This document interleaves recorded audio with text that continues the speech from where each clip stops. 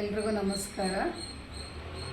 ಶಿವಶಕ್ತಿ ಯೋಗ ಕೇಂದ್ರದ್ದು YouTube channel ಎಲ್ಲರೂ ನೋಡ್ತಿದ್ದೀರಾ ಅಂತ ತಿಳ್ಕೊಂಡಿದ್ದೀನಿ.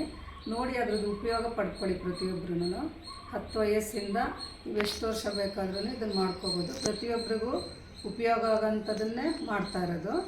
ಮನೆಯಲ್ಲಿ ಈಸಿಯಾಗಿ ಮಾಡ್ಕೋಬೇಕು. ಎಲ್ಲರೂ ಪ್ರತಿಯೊಬ್ಬರೂ ಇದ್ರದ್ದು ಲಾಭ ತೊಗೋಬೇಕು ಅಂತ ಮಾಡ್ತಾಯಿದ್ದೀನಿ.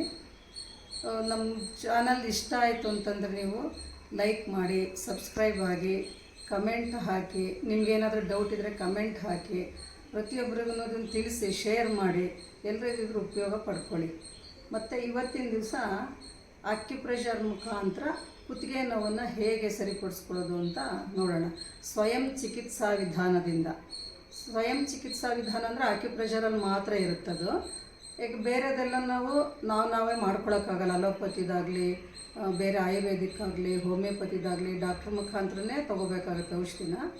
ಇದು ನಮ್ಮ ಕೈಯಲ್ಲಿ, ಅಂಗೈಯಲ್ಲಿ ಆರೋಗ್ಯ ಅಂತಾರಲ್ಲ ಹಾಗೆ ನಮ್ಮ ಕೈನಲ್ಲೇ ಇದೆ. ನಮ್ಮ ಕೈನಲ್ಲಿ, ನಮ್ಮ ಪಾದದಲ್ಲಿ ಪ್ರತಿಯೊಂದು ಪಾಯಿಂಟ್ಸ್ಗಳು ಇರುತ್ತೆ. ಒಂದೊಂದು ಪಾಯಿಂಟ್ಸಲ್ಲೂ ಒಂದೊಂದಕ್ಕೆ ಕನೆಕ್ಟ್ ಆಗಿರುತ್ತೆ. ಈಗ ಕುತ್ತಿಗೆ ನೋವು ಅಂತಂದರೆ ನಾನಾ ಕಾರಣಗಳಿಂದ ಬಂದಿರುತ್ತೆ ಕುತ್ತಿಗೆ ನೋವು. ಕೆಲವ್ರಿಗೆ ಜರ್ನಿ ಮಾಡ್ತಾ ಇರಬೇಕಾದ್ರೆ, ಟ್ರಾವೆಲ್ ಮಾಡ್ತಾ ಇರ್ತಾರಲ್ಲ, ಅವಾಗ ಯಾವುದೋ ಒಂದು ರೀತಿಯಲ್ಲಿ ಜರ್ಕ್ ಕೊಟ್ಟಾಗ ಕುತ್ತಿಗೆ ನೋವು ಬಂದಿರುತ್ತೆ. ಅಥವಾ ಮಲಕ್ಕೊಂಡು ಎದ್ದೇಳುವಾಗ ಡೀಪ್ ಸ್ಲೀಪಲ್ಲಿ ಮಲಗಿದ್ದಾಗ ಏನಾಗುತ್ತೆ, ಯಾವುದೋ ಒಂದು ಆ್ಯಂಗಲಲ್ಲಿ ಮಲಗಿರ್ತಾರಲ್ಲ ಅವಾಗ ಕುತ್ತಿಗೆ ಹಿಡ್ಕೊಂಡ್ಬಿಟ್ಟಿರುತ್ತೆ. ಬೆಳಗ್ಗೆ ಎದ್ದಾಗ ಕುತ್ತಿಗೆ ನೋವು ಅಂತ ಇರ್ತೀವಿ. ಮತ್ತು ಮೊಬೈಲ್ ನೋಡ್ತಾ ಇರ್ತಾರಲ್ಲ, ತುಂಬ ಹೊತ್ತಿಗೆ ಕೂತ್ಕೊಂಡು ಮೊಬೈಲ್ ನೋಡ್ತಾ ಇದ್ದಾಗಲೂ ಕುತ್ತಿಗೆ ಇಲ್ಲಿ ಪ್ರೆಷರ್ ಬಂದು ಅದರಿಂದನೂ ಕುತ್ತಿಗೆ ನೋವು ಬರುತ್ತೆ. ಮತ್ತು ಸಿಸ್ಟಮ್ ಮುಂದೆ ಕೂತಿರ್ತಾರೆ, ಅದನ್ನು ಅವರ್ಸ್ ಟುಗೆದರ್ ಕೂತಿರ್ತಾರಲ್ಲ, ಅದರಿಂದನೂ ಕುತ್ತಿಗೆ ನೋವು ಬರುತ್ತೆ. ಈ ಥರ ನಾನಾ ಕಾರಣಗಳಿಂದ ಕುತ್ತಿಗೆ ನೋವು ಬರುತ್ತೆ. ಅಂದರೆ ಅಕ್ಯುಪ್ರೆಷರ್ ಮುಖಾಂತರ ಇಂಥ ಸಿಂಪಲ್ ಕುತ್ತಿಗೆ ನೋವುಗಳನ್ನೆಲ್ಲ ವಾಸಿ ಮಾಡ್ಕೋಬೋದು. ಆದರೆ ತುಂಬ ಸರ್ವೈಕಲ್ ಪ್ರಾಬ್ಲಮ್ ಇದ್ದು ಕುತ್ತಿಗೆ ನೋವು, ಏನಾದ್ರು ಬೋನ್ಸ್ ಸೌದಿದ್ರೆ, ಮೂಳೆ ಸವೆತ ಆಗಿದ್ರೆ ನೀವು ಡಾಕ್ಟ್ರ್ ಹತ್ರನೇ ಹೋಗಬೇಕಾಗತ್ತೆ. ಇದನ್ನು ಹೇಗೆ ಅಕ್ಯುಪ್ರೆಷರ್ ಮುಖಾಂತರನ ಹೇಗೆ ಸರಿ ಮಾಡ್ಕೊಳ್ಳೋದು ಅಂತ ನೋಡೋಣ. ಈಗ ನೋಡಿ, ಈಗ ಈ ಬೆರಳು ಇದೆಯಲ್ಲ, ಈ ಗೆರೆ ಇದೆಯಲ್ಲ, ಈ ಗೆರೆನಲ್ಲಿ ಈ 3 ಬೆರಳಿನ ತುದಿಗಳಿಂದ ಈ ಕ್ಲ್ಯಾಂಪ್ ಥರ ಇಟ್ಕೋಬೇಕು. ಹೀಗೆ ನೋಡಿ, ಈ ಥರ ಹಿಂಗೆ ಇಟ್ಕೊಂಡು ಹೀಗೆ ಪ್ರೆಷರ್ ಕೊಟ್ಟು ಸ್ವಲ್ಪನೇ ಟರ್ನ್ ಮಾಡ್ಕೋಬೇಕು. ಹೀಗೆ ಜಾಸ್ತಿ ತಿರುಗಿಸ್ಕೋಬಾರ್ದು. ತುಂಬ ಹೀಗೆಲ್ಲ ಮಾಡಬಾರ್ದು ಬೆರಳನ್ನು. ಇಲ್ಲಿ ಪ್ರೆಷರ್ ಇಂಪಾರ್ಟೆಂಟು, ಅಕ್ಯುಪ್ರೆಷರ್ ಇದು. ಹಿಂಗೆ ಪ್ರೆಸ್ ಮಾಡಿ ಸ್ವಲ್ಪ ಹಿಂಗೆ ಟರ್ನ್ ಮಾಡಿದ್ರೆ ಸಾಕು. ನೋಡಿ, ಹೀಗೆ ಈ ಥರ ಮಾಡ್ಕೊಳ್ಳಿ. ಈ ಗೆರೆ ಇದೆಯಲ್ಲ, ಈ ಗೆರೆ ಮೇಲೆ ಕೈ ಇಟ್ಬಿಟ್ಟು ಒಂದು 3 ಸೆಕೆಂಡ್ಸ್ 4 ಸೆಕೆಂಡ್ಸ್ ಈ ಥರ ಮಾಡ್ಕೊಳ್ತಾ ಇರಬೇಕು. ಹೀಗೆ ಪ್ರತಿಯೊಂದು ಲೈನನ್ನು ಮಾಡ್ಕೋಬೇಕು. ಹೀಗೆ ಇದು ಕುತ್ತಿಗೆಗೆ ಸಂಬಂಧಪಟ್ಟಿದ್ದು ಇವಾಗ ಮಾಡ್ತಾ ಇರೋದು. ಹೀಗೆ ಈ ಥರ ಮಾಡ್ಕೊಳ್ಳಿ. ಇದು ಮಾಡ್ಕೊಳ್ತಾ ಇರಬೇಕಾದ್ರೆ ನಿಮಗೆ ಎಲ್ಲಾದರೂ ನೋವು ಬರುತ್ತೆ ಅಂತ ಅಂದ್ಕೊಳ್ಳಿ. ಈಗ ಇಲ್ಲಿ ಮಾಡ್ತಾ ಇರ್ತೀರ, ಈಗ ನೋವು ಬರ್ತಾಯಿದ್ರೆ ಆ ಪಾಯಿಂಟನ್ನು ನೀವು ಜಾಸ್ತಿ ಮಾಡ್ಕೋತಾ ಇರಬೇಕಾಗತ್ತೆ ಮನೇಲಿ ಕೂತಿರ್ಬೇಕಾದ್ರೆ. ಮತ್ತು ಈ ಕುತ್ತಿಗೆ ನೋವು ಬಂದಾಗ ಯಾವ ಪಾಯಿಂಟಲ್ಲಿ ನಮಗೆ ನೋವು ಬರುತ್ತೆ ಅಂತಂದರೆ, ಈ ನರಗಳು, ತುಂಬ ನರಗಳಿರುತ್ತೆ, ಇಲ್ಲಿಂದ ಕನೆಕ್ಟ್ ಆಗಿರುತ್ತಲ್ಲ ನಮ್ಮ ಬಾಡಿಗೆ. ಆ ನರಗಳಲ್ಲಿ ಯಾವ ನರಕ್ಕೆ ಡ್ಯಾಮೇಜ್ ಆಗಿದೆ ಅಂತ ಗೊತ್ತಾಗಲ್ಲ. ಅದರಿಂದ ಈ ಪಾಯಿಂಟ್ಗಳಲ್ಲಿ ಪ್ರೆಸ್ ಮಾಡಿದಾಗ ಏನಾಗುತ್ತೆ, ನಿಮಗೆ ಅದು ಯಾವುದಕ್ಕೆ ಕನೆಕ್ಟ್ ಆಗಿರುತ್ತೋ ಆ ಬೆರಳಲ್ಲಿ ನಿಮಗೆ ನೋವು ಕಾಣಿಸ್ಕೊಳ್ಳುತ್ತೆ. ಅದನ್ನು ಸ್ವಲ್ಪ ಜಾಸ್ತಿ ಮಾಡ್ಕೊಳ್ಳಿ. ಮನೆಯಲ್ಲಿ ಮಾಡ್ಕೊಳ್ತಾ ಇರಬೇಕಾದ್ರೆ ಈ ಥರ ಮಾಡ್ಕೊಳ್ಳಿ, ಎಲ್ಲ ಸರಿ ಹೋಗುತ್ತೆ.